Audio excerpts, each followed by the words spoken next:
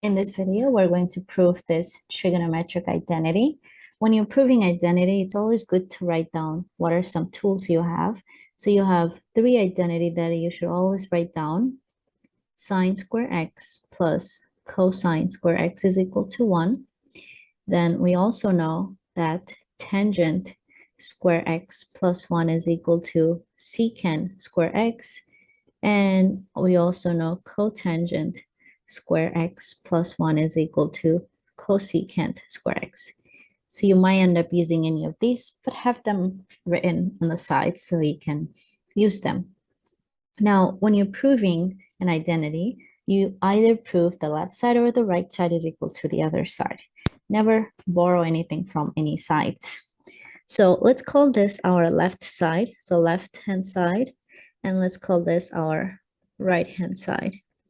So the right-hand side looks simpler, so I'm going to stick to the left-hand side and prove it. So show that it looks like the right-hand side. So start with the left-hand side. So I have 1 over 1 minus sine square y. Now it looks like I can manipulate this identity and make it look like 1 minus sine square y or x. Argument doesn't matter. So if you just subtract sine x from this one, so you have cosine square x is equal to 1 minus sine square x. So that's what I'm going to replace here. So this is equivalent to 1 minus cosine square y, keeping it consistent.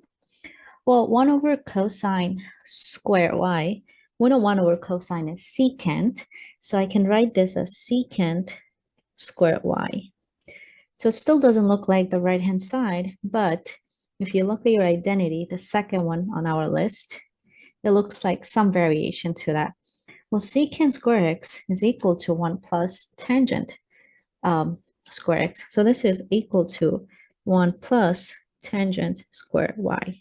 And is that the right-hand side? Yeah, that's exactly what it is. So we have proven that the left-hand side is equal to the right-hand side. So that completes our proof.